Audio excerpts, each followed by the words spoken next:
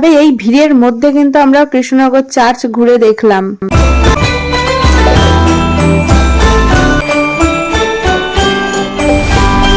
গির্জার ভিতরে মানে প্রতিটা দেয়ালে যিশুকে নিয়ে অনেক কথা লেখা ছিল আর কি, তো সেইগুলোই আমি দেখছিলাম। পরে চলে আসলাম আমরা বাইরের দিকে, আর বাইরের দিকে এসে দেখো এই জায়গাটা তো আর কত সুন্দর করে সাজানো হয়েছে। তারপরে আমরা চলে আসলাম এই গির্জার ভেতরে প্রবেশ করবো বলে, কিন্তু এখানে এসে দেখি এত পরিমাণে ভিড়, এত মানুষের ঠেলাঠেলি।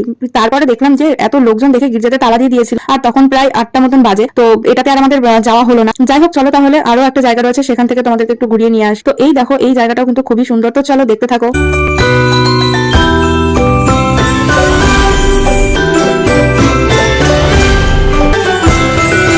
আজকের ভিডিওটা এই পর্যন্ত, দেখো যে তোমাদের সাথে নেক্সট পার্টে। বাই।